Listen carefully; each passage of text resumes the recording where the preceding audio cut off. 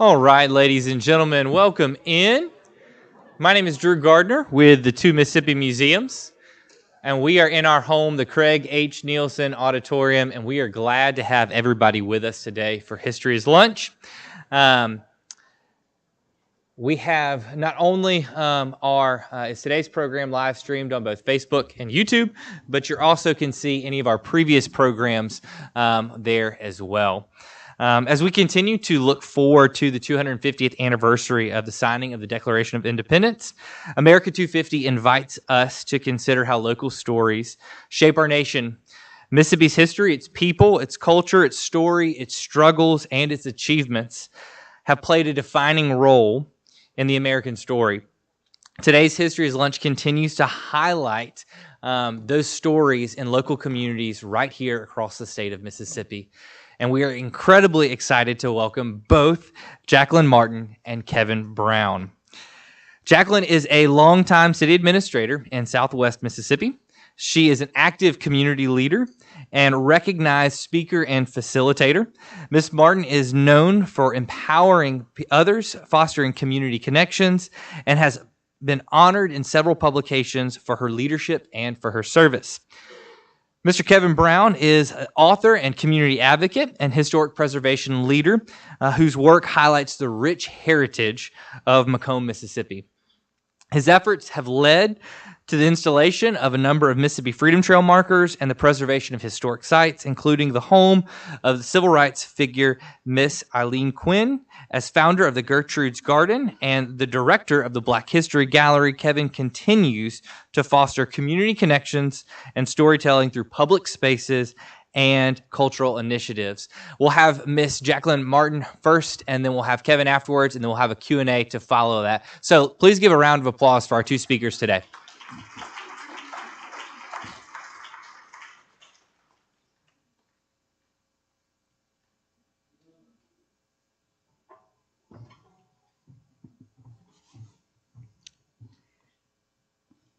Good afternoon.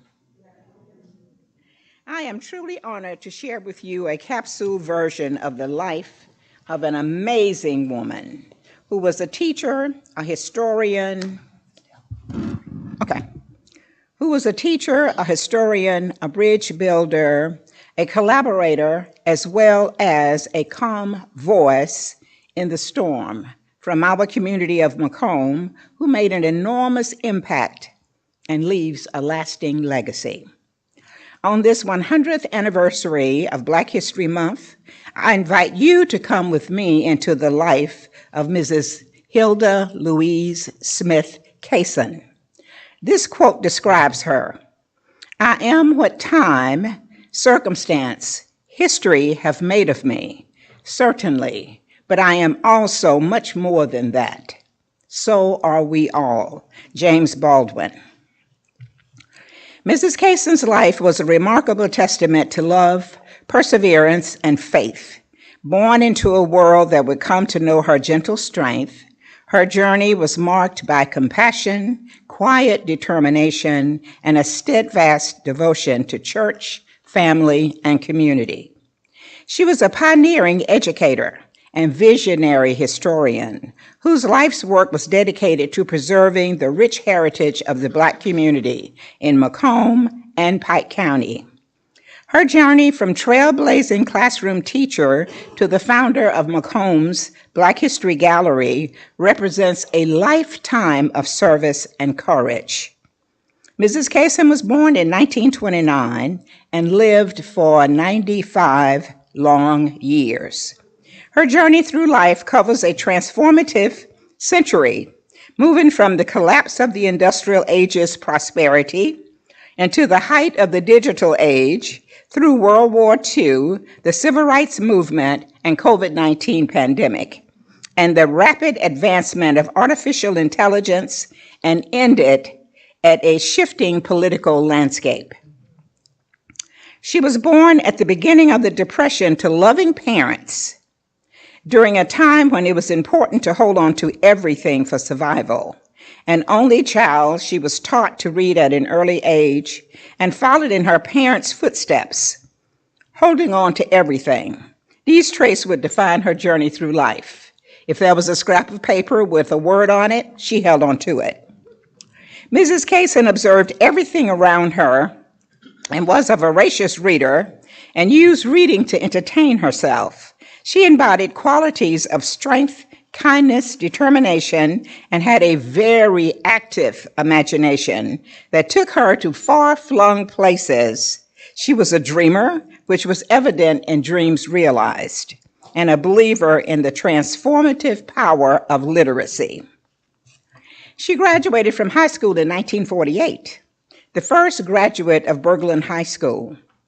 Her scholarly path included a Bachelor of Science in Elementary Education from Jackson State University, a Master's in Guidance Counseling, and the Education Specialist from the University of Mississippi. She attained additional education and certificates from DePauw University and Stanford University. She was the first African American inducted into the University of Mississippi's local chapter of Kappa Delta Pi, an honor society in education. Mrs. Casin's 50-year career in education was marked by, first, a relentless pursuit of excellence. 40 years was spent in the McComb School District, and 10 years was spent with Wilkinson County School District. Her career in education began as a classroom teacher, ascended to key roles which included principal, assistant elementary supervisor, Chapter 1, Title I director. She held membership in many professional organizations on local, state, and international levels. She served on the McComb Historical Preservation Commission and the Railroad Depot Museum Board, ensuring that local history was included and the entire community was represented. A life member of the NAACP and a dedicated leader of Christ Temple Church of Christ Holiness, USA, her commitment to the future was personal. She self-funded scholarships for local students, directly investing in the potential of the next generation. In 2022, the Mississippi Legislature formally commended her life and service, acknowledging her profound impact on the state's educational and civic landscape. Throughout her life, Mrs. Casin carried herself with dignity and humility.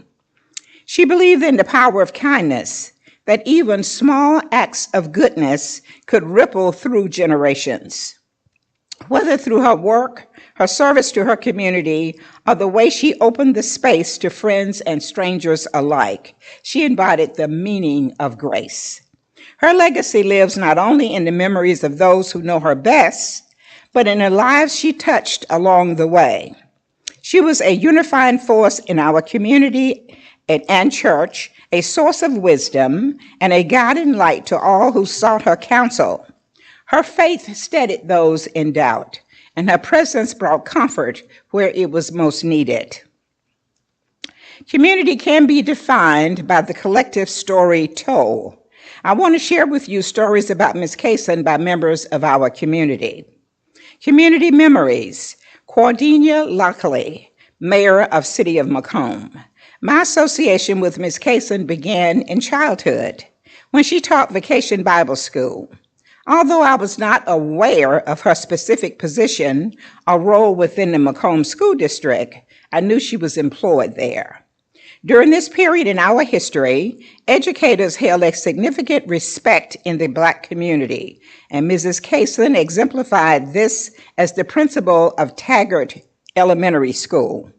She was known for her strict discipline, but parents valued her care and guidance for students and her commitment to their academic success. She was a visible presence in the community, frequently observing children at play from her porch and engaging them in conversation about their school experience. Through her dedication as an educator and administrator, she made a profound impact on the community.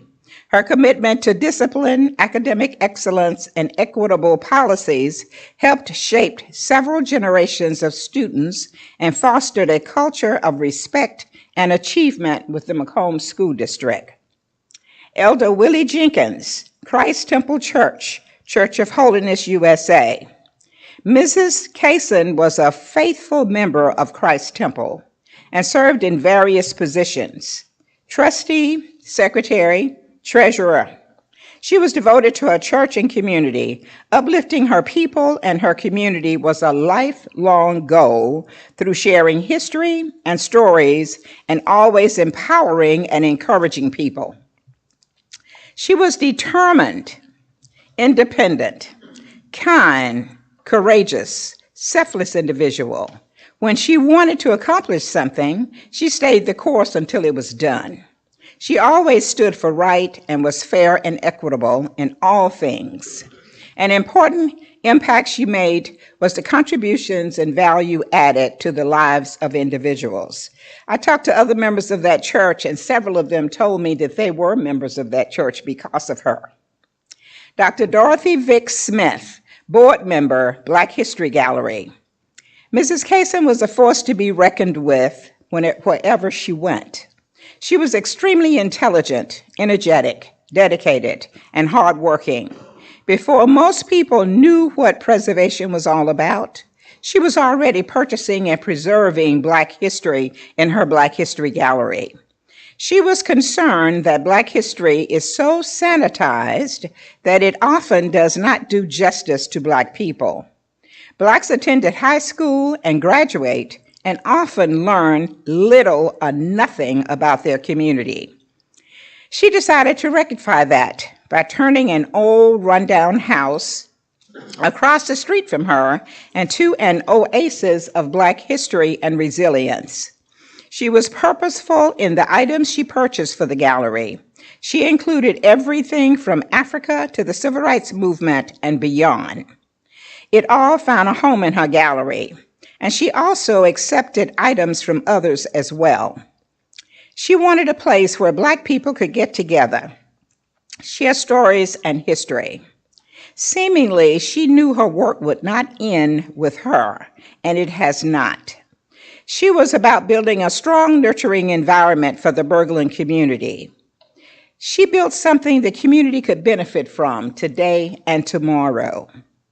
Through the gallery, various kinds of programs were initiated: MLK celebration, Black History Month, Juneteenth celebration, and other activities. We are all better because of her hard work and dedication. Thank you, Ms. Casin, for showing what needed to be done. Annette Bird, retired teacher. I met Ms. Casin in 1974 when I worked as an assistant teacher in the McComb School District preschool program. She was very formal and somewhat strict in her association with employees. She would always address everyone as Mr. or Mrs., never by their first names. She was always respectful in her interaction with others, whether supervisors or subordinates. As I continued my education and became a certified teacher, she expressed her appreciation and was proud of my achievement. I was asked to be on the board of the Pike County Teachers Federal Credit Union, where she served as vice president, until it was transferred to another credit union, somewhere around 2005. I served as assistant secretary and as secretary. In this role, I grew more acquainted with her personally.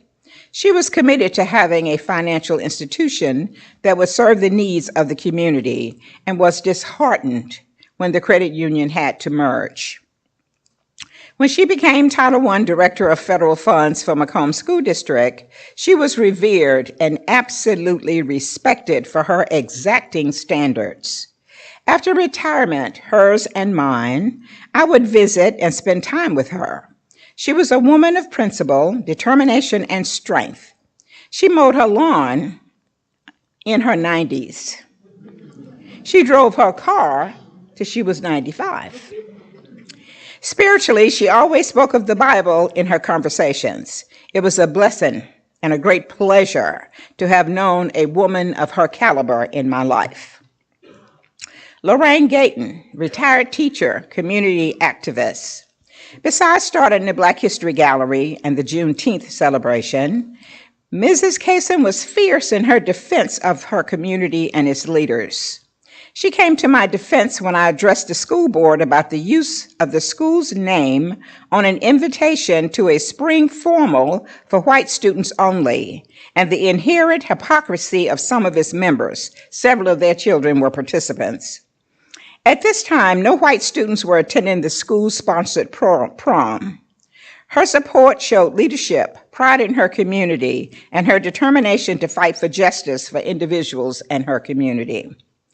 I attended Jackson State alumni meetings with her for years before her health began to decline. She offered the gallery for chapter meetings, receptions, and other events. The Pike County chapter became co-sponsors of the Juneteenth celebration begun by Mrs. Casin. When she turned 90, I personally requested that this chapter make her an honorary member with no obligation to pay any other dues. The chapter approved the recommendation. Her impact. She brought an awareness of our history not only to the Berglund community, but also to the city of McComb and the nation. Everyone in McComb knew her or knew of her. She instilled a sense of pride in Black people and our ancestors. She dedicated her life to teaching our people about the outstanding accomplishments of our people. She stressed that reading is fundamental to any other learning.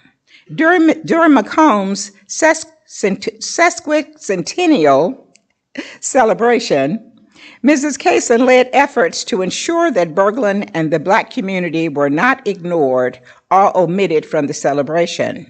Several events were held at the gallery, and tours of important historic and civil rights sites were conducted. An elaborate display was placed in a downtown window on Main Street of the Berglund community, showing what it looked like in earlier times. Betty Wilson McSwain, Administrator, McComb School District. As one of the many individuals mentored by Mrs. Casin, I am honored to share a few reflections on a woman whose life continues to shape the spirit and promise of our community.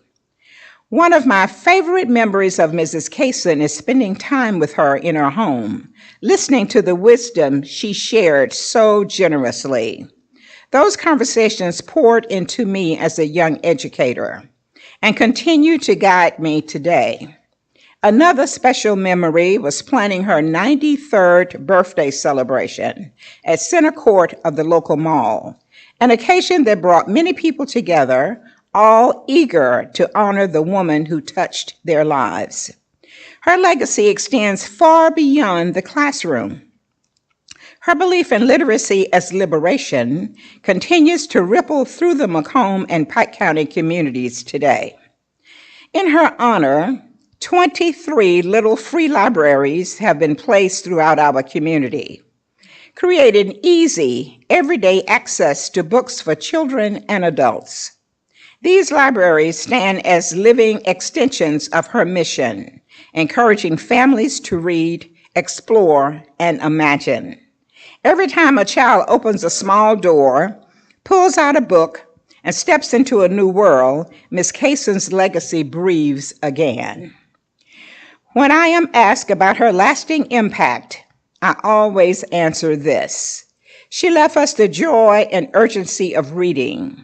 She championed teacher development long before it became a national focus, insisting that educators grow so that children could grow. Her influence reached far beyond Pike County, reflected in the countless awards she received and in the letter of commendation she earned from President Bill Clinton upon her retirement. Ms. Casin taught us that reading is liberation.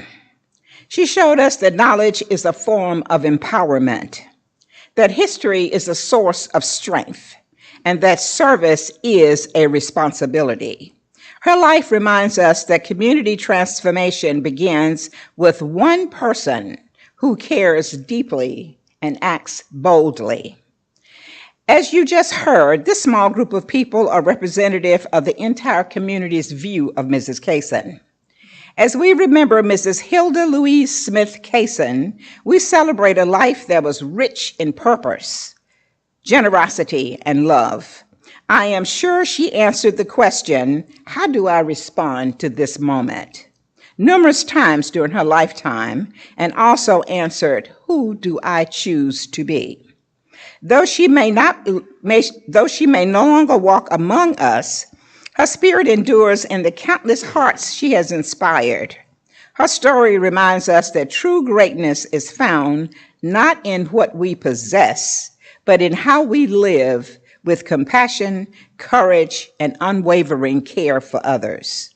She understood the West African term Sankofa, look to the past to inform the future, the importance of learning from history, honoring ancestors, and using past wisdom to make progress. She also understood the South African term Ubuntu, I am because we are, a quality that includes the essential human virtues, compassion, and humility. A key takeaway to remember is that service is the rent we pay for being human in community. Service in your community and a life of integrity, love, and determination, one person can have a huge impact and leave a legacy of hope. This quote sums it up. Every great dream begins with the dreamer. Always remember you have within you the strength, the patience, and the passion to reach for the stars to change the world. Harriet Tubman. And I will close with this poem, Touched by an Angel by Maya Angelou. We, unaccustomed to courage, exiles from delight, live coiled in shells of loneliness until love leaves this high holy temple and comes into our sight to liberate us into life. Love arrives, and in its train come ecstasies, old memories of pleasure, ancient histories of pain. Yet, if we are bold, love strikes away the chains of fear from our souls. We are weaned from our timidity in the flush of love's light. We dare, be brave, and suddenly we see that love cost all we are and will ever be, yet it is only love which sets us free. Thank y'all so much.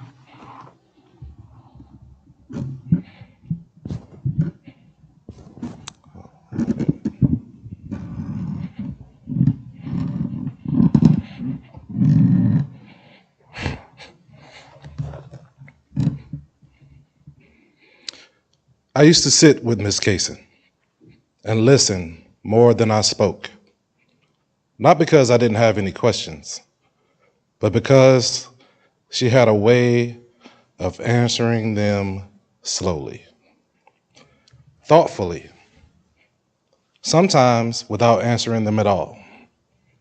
She lived 95 years, a lifetime of experience that I cannot capture in an hour.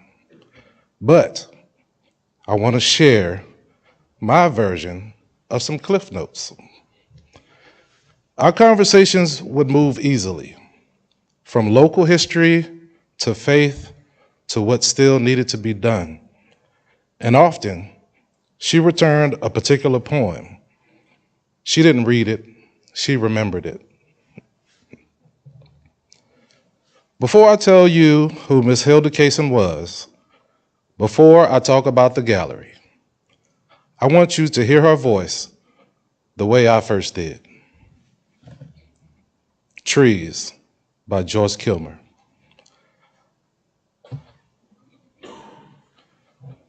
I think that I shall never see a poem as lovely as a tree whose hungry mouth is pressed against the earth's sweet flowing breast, a tree that looks at God all day. and lifts her leafy arms to pray.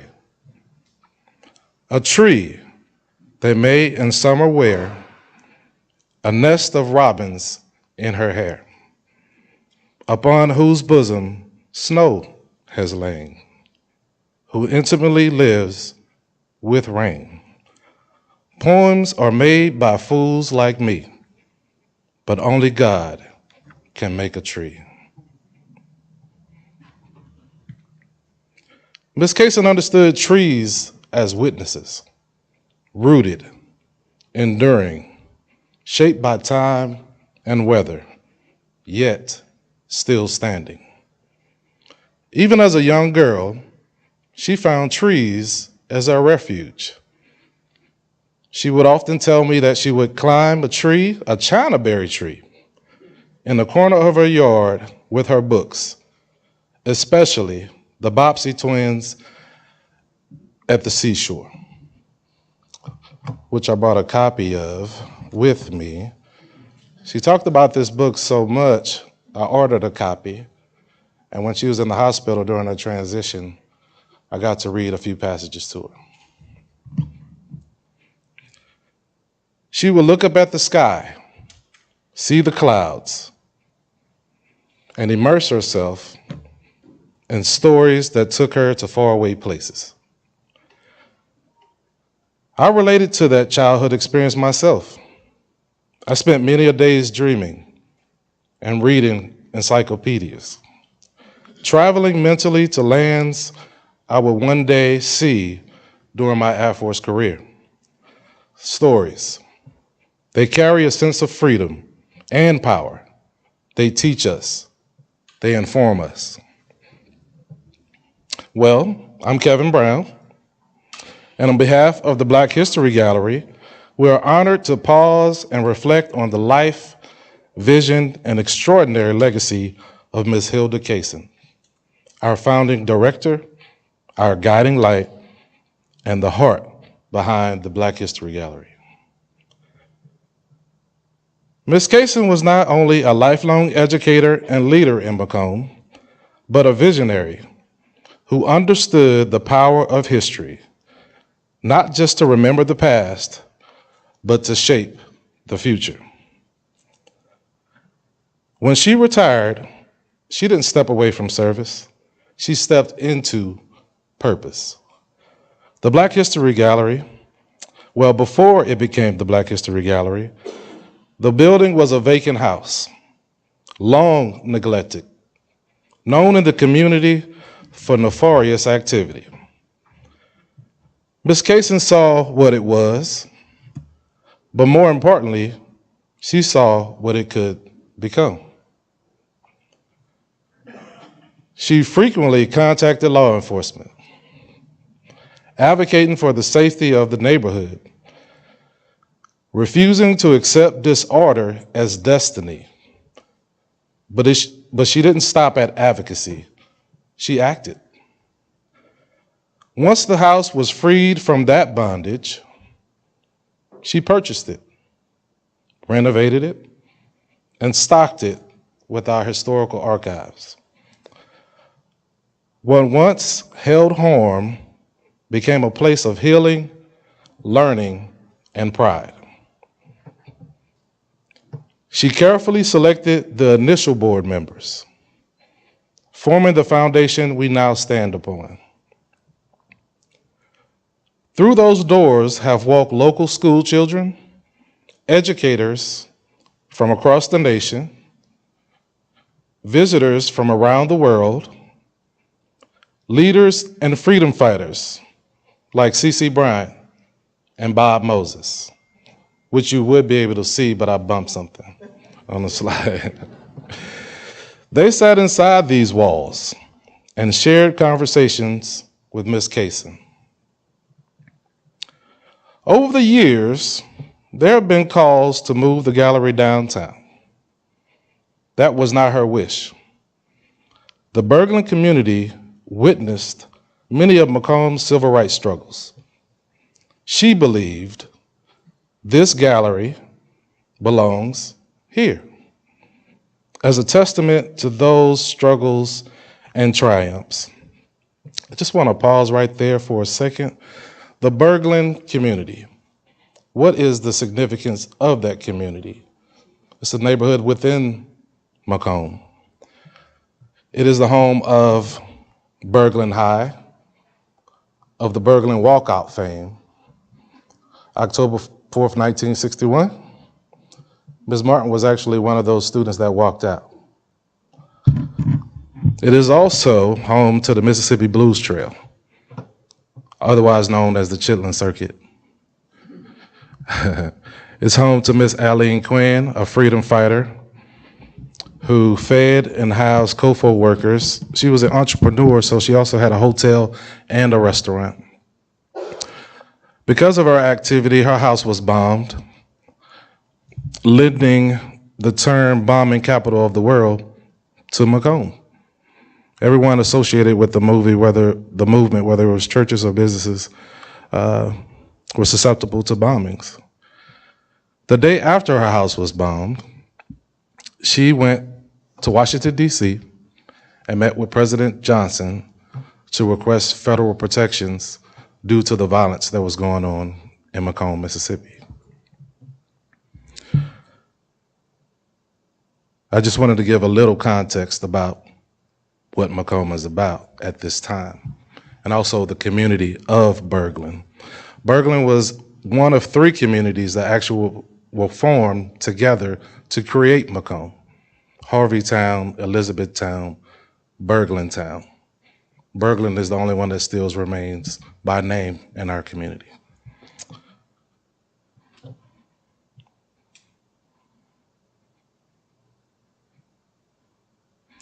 Imagine a young student stepping into the gallery for the first time, surrounded by portraits, artifacts, voices that might otherwise have been lost.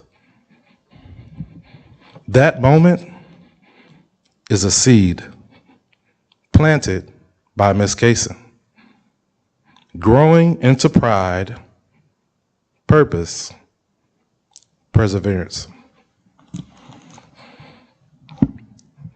Thanks to her leadership, the gallery stands today as a living archive of resilience, creativity, and truth. A sacred place, not just for children, but for all generations. To me, Ms. Casin was more than a mentor or a colleague.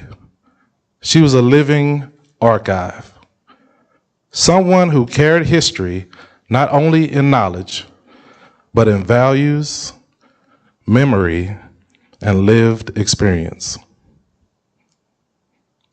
She represented a generation that understood history as something you protect, pass on, and fight for. Her legacy reminds me, history is personal before it's academic. I met her after retiring from the military during a personal search for continued service, mission, and impact. Through our conversations, she taught me the importance of listening, especially to elders, community voices, and those historically pushed to the margins. But she also noticed the little things. Before I got married, she would check in on my daily meals. She invited me over for homemade soup in the winter.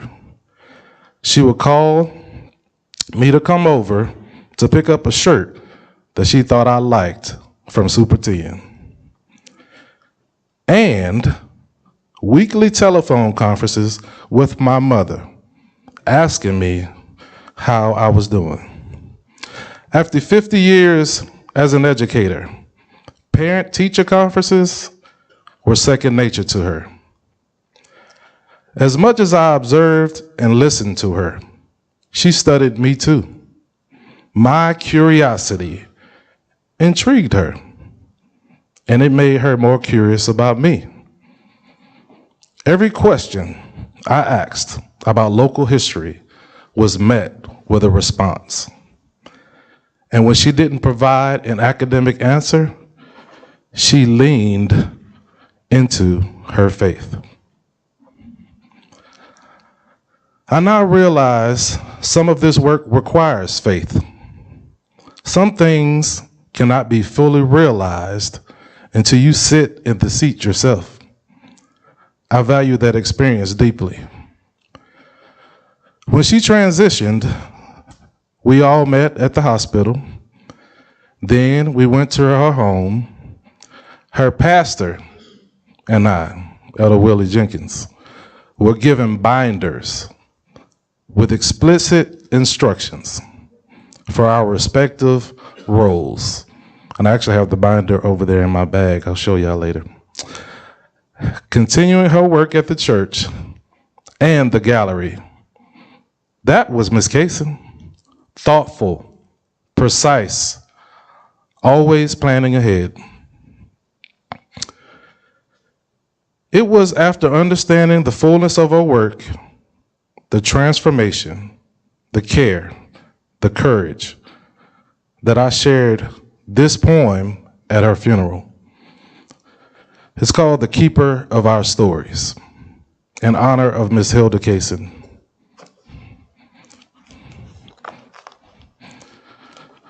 She walked with committed purpose, a book beneath her arm, a lifetime spent in classrooms with wisdom as her charm.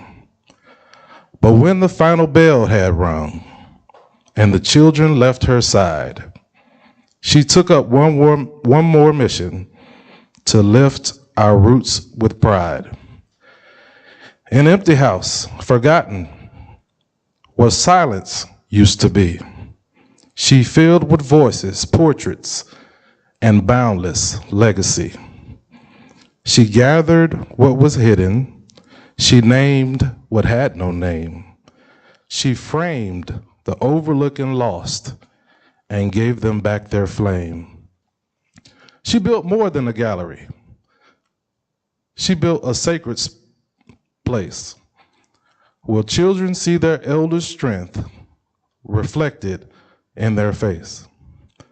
She taught that Black is history, is future now and then. And through her hands, she opened doors for dreams to live again. So here we stand in gratefulness with love we can't contain. Because Miss Casin didn't just teach, she planted seeds that still remain. Miss Casin taught me historic preservation is an act of resistance, especially for communities whose stories were never meant to survive. She showed me silence is not neutrality. Choosing what not to preserve is also a political act. And she reminded me, the future of history depends on who's invited to tell the story and who is believed when they do. Her vision was never about a building. It was about empowering voices, protecting legacies, building pathways for the next generation. As the board, we are committed to carrying forward her vision to protect and expand the work she so boldly began. We thank Ms. Casin for her legacy, and we thank you all for helping keep it alive. She often closed our conversations reciting words that have guided generations. I offer them now in her spirit. God of our weary years, God of our silent tears, Thou who hast brought us thus far, on the way. Keep us forever in the path, we pray. May her spirit continue to inspire us.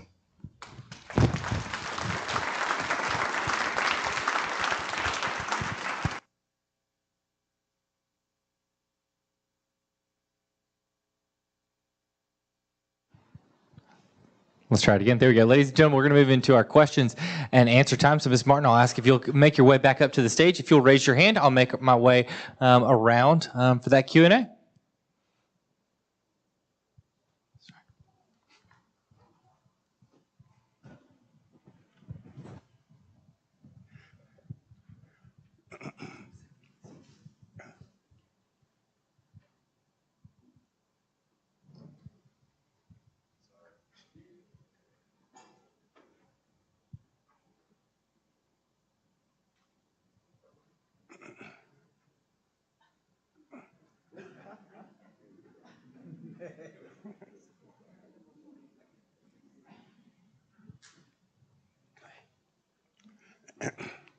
Thank you.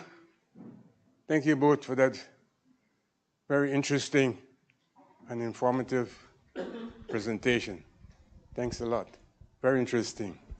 I was just wondering, for someone to build such a massive project, gallery, artifacts, photos and all that kind of thing, it takes some money. How did she raise money?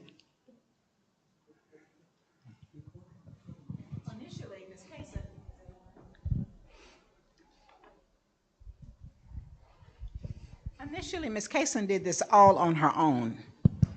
During her 50-year career in education, she started, as I told you earlier, that she saved everything, all kinds of articles, and she amassed all kinds of books, and all of these things she did on her own initially. The gallery was there and in operation before it became a 501c3, and she took donations from other people. It was a personal dream of hers to accomplish this. I also want to add that Ms. Casin's mantra was self-determination. Even in the mode that the gallery works in now, she doesn't do grants, we don't do fundraisers, because she believes that museum is for that community. You're all welcome to come, but that's where it's located, in that community. So she always believed that there's a value added to the community supporting that, and they do in numerous ways. We've got another one over here. Thank you so much once again for the presentation. I'm just curious, so I was a teacher for 15 years, and I only ever knew teacher prep programs, in my honest opinion. And so I'm just curious if you could tell me a little bit more about what went into Ms. Casin's program and just kind of what she believed about teacher development. I really don't know a whole lot about that, because it was a teacher that told me about the story of her doing teacher development. But I do know that years ago, and this was when my son first started going to school, Ms. Casin in turn would talk to parents as well as teachers, because her belief was that as a person, a young parent, putting a child in school, that you should become a partner with the teachers in order to educate the child. And Ms. Casin always believed that teachers should read and always, in turn, try to improve themselves, because she believed that in doing that, the children would grow as well. But I don't know exactly what her actual program was. Thank you. I would like to know, as a person that's coming to visit the gallery, how do you get to the Black History Gallery from, like, say, Jackson? How do I get there? Is it on the website? It is. We have a Facebook page, Black History Gallery. That's the Facebook page. We're open Monday through Friday, okay. 12 to 4 p.m., so traditionally during the day. But we also have a contact number that you can schedule for weekends. which it'll be me. I'll come out and give you a tour. The uniqueness of the gallery being in the community of Berglund is that the Civil Rights Tour, the majority of the driving tour is also in that neighborhood. So you're going to see 10 to 12 sites, whether they're recognized by markers or not, that we'll pass by and we'll talk about. And then if you go to South McComb and to the Beartown community, there was C.C. Bryant, Brenda Travis, Isaiah Bennett, Frank Mingo Sr., Clint Martin. So on both ends of the town, opposite geographic spaces, when we do that driving tour, we can, when you visit the gallery, we can do the driving tour as well. Sorry. Okay, thank you. But the address is 819 Wall Street, and you can put that in your GPS and it'll get you right there. Thank you. 819 Wall Street. And the Facebook page is Black History Gallery, 12 to 4, Monday through Friday. Once you go into those web pages, you'll see a contact number. And I live in McComb, so 5 minutes away. If you're interested in doing a personal tour, a driving tour, I'm willing to facilitate that. And the admission's only $5. Can't get a cheeseburger for $5. 701, area code 701-500-4813. And that's Kevin Brown. Could you talk a little bit more about Brenda Travis and the walkout? Either her relationship to Mrs. Casin or what you have in the gallery on that particular event. Mrs. Casin did have some stuff there about the walkout. Brenda Travis was a classmate of mine there at Berglund, and the year that all of this occurred was the year that Bob Moses came to Mississippi. So when he came to Mississippi, he came to McComb, but he was there to do a voter registration project. So Mr. Webb Owens, in turn, went around to parents and asked if some students could actually do some door-to-door canvassing for Bob Moses with the voter registration project. And it was students in my community that did that. So that same summer, Brenda and Ike Lewis and Bobby Talbert decided to do a sit-in. And so just think in terms of the children that was raised in that community during that time. We were not raised on television. We was raised on conversation and community. So instead of children watching TV, we were encouraged to read, and we were encouraged to have conversation with each other. So we were very aware of what was going on in the larger community. And during that time, when you went to school, you did current events as one of the first things that you did when you got to school in your homeroom class. So on Wednesdays, every Wednesday, there was considered as an assembly. So when students came back to school, this was Berglund High School, when students came back to school from lunch at 1 o'clock, you reported to the gym. So all the students from 7th grade to 12th grade was in that gym. So when Brenda was arrested that summer, along with Ike Lewis and Bobby Talbert, Brenda in turn was sent to Oakley Training School there for a while. So some of the students, along with Fred Bates, who had a bus and was one of the veterans in that community, would go up and visit her. So the seniors in that class, of which my brother Jerome was the president of that class, so Jerome Bird, Joe Lewis, and James Burnham decided that they would ask the principal, why was Brenda not allowed to come back to school? Because she was actually not allowed to come back after she was released. So the person that was actually supposed to ask the question was Johnny Wilcher, who was one of those students in that class. But she didn't ask the question, and so Joe Lewis stood up and asked that question, and the principal just told us that she was not able to come back. And so they were pressing the principal for an explanation. He said that it was the superintendent and the Board of Education basically that had said that she couldn't come back. So he just told those students to come to the office after assembly. So the rest of the students, now these were kids from the 7th grade through the 12th grade.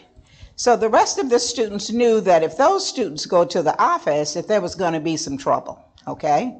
And they would be in trouble. Now think in terms of what it was like during that time. This school was totally segregated. So our teachers taught us our history. Our teachers lived in our community. They were part of our church. So we were all, everybody, it was just one community. This was the Berglund community. So kids from the Beartown community came to Berglund, and that was Joe Martin and from that family. The kids from Summit came to Berglund because that was the first year when that school opened, I think it was 1959, that students were actually bused in McComb to a school. So when all these kids came through in the community, C.C. Bryant lived in the Beartown community. So he had the NAACP, and then you had the NAAC Youth. Then you had people like Megger Evers that came to this community. So because these children had conversation and was totally aware of everything that was going on, they were actually primed and ready to do something.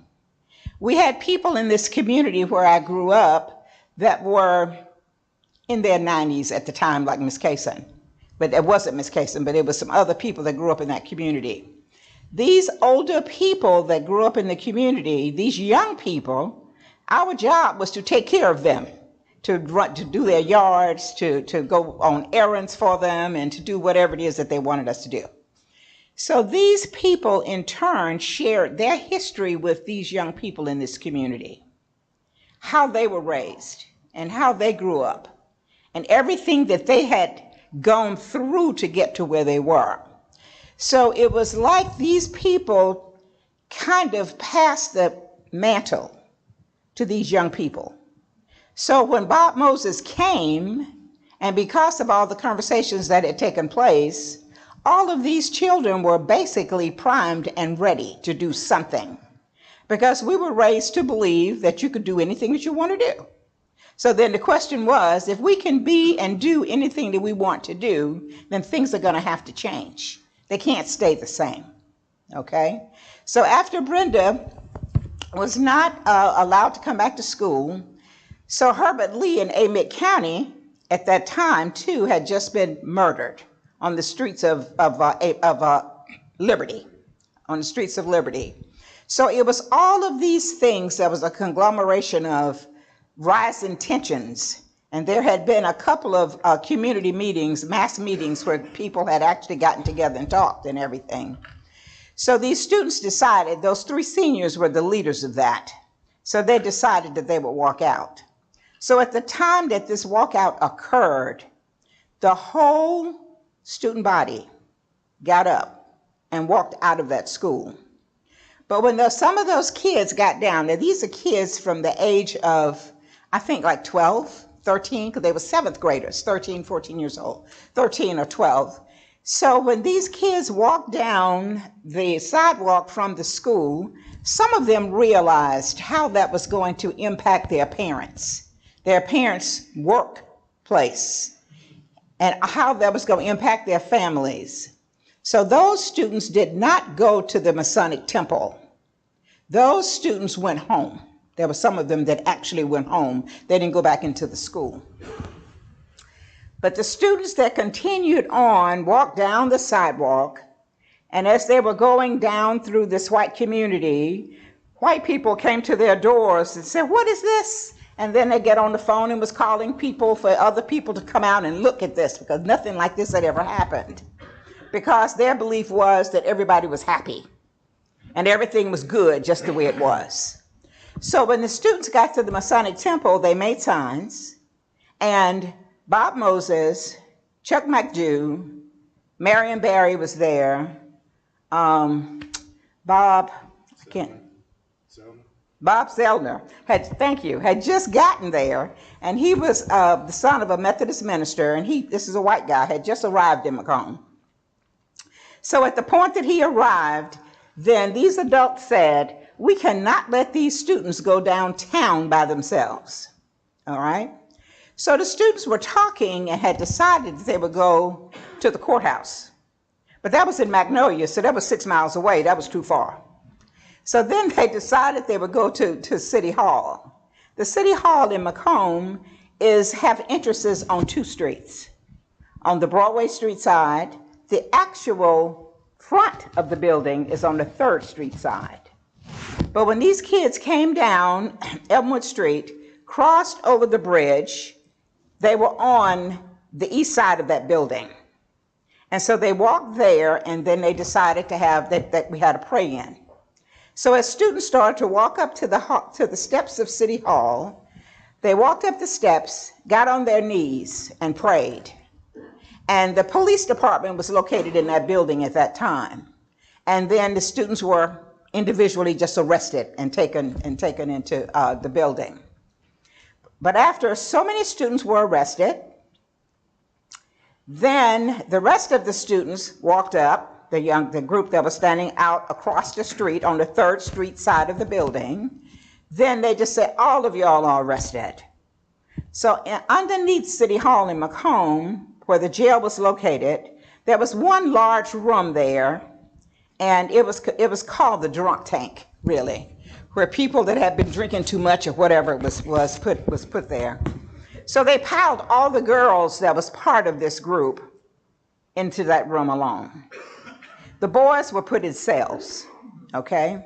So of course, as young people they are fearless. You know, change doesn't happen with people in my age group.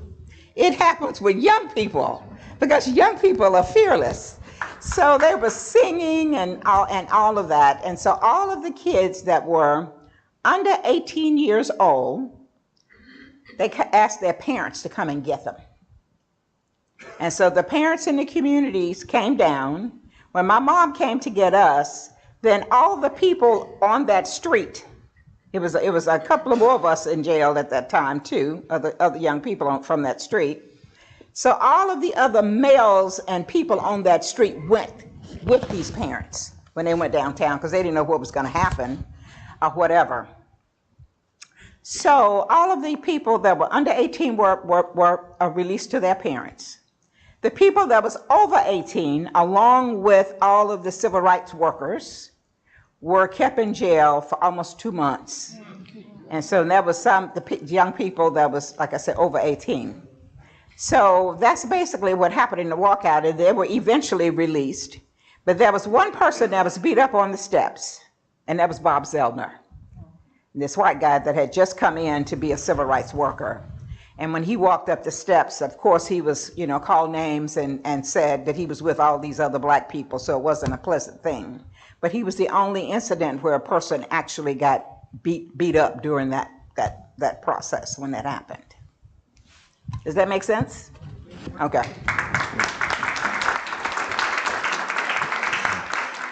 When you think of the gallery and the collections that are in it, besides the theme of civil rights and all that, what are some things that make it different than, say, other places? Some things that are signature to the gallery that people should keep an eye on. All right. So we've been examining that question.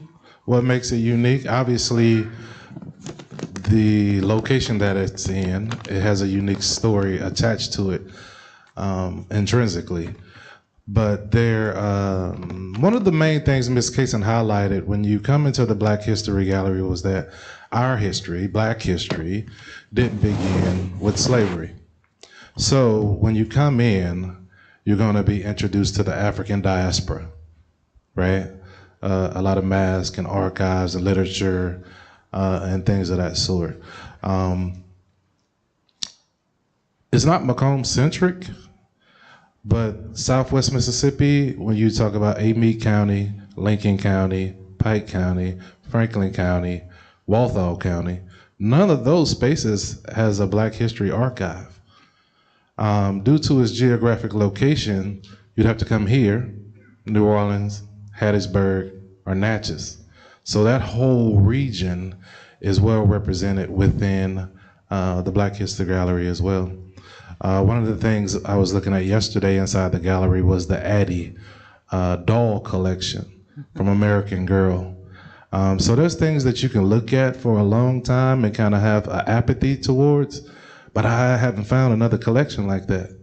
So and we go through these pieces all the time. I've been there for a few years now, and yesterday I found something I had never seen before. So that's what makes it unique, is that it's a place of collection, a regional collection of Southwest Mississippi, and stories that don't get highlighted by the bigger museums. If you go into the Civil Rights Museum, McComb has a section back there, and there's a picture there of the Black History Gallery. We never got Ms. Casin here to see that, but we're just honored that it's there. Absolutely. I'll give them a round of applause. Thank you, Jackie and Kevin, for sharing Ms. Casin's story with us today. It means a lot to have you guys here and have you share that story. Both Kevin and Ms. Jacqueline are going to be available if you have more questions. I know we probably had some more that we didn't get to today, so feel free to kind of join them just to the left of the stage if you have any other questions or remembrances that you'd like to share with them. Then we hope you'll come back and join us next week when we're going to have Dr. Christina Thomas and her presentation, One of the Sleepless Ones, the autobiographies of Miss Winston Hudson. So thank you guys so much. You'll have a wonderful rest of the day. Thank you for being with us.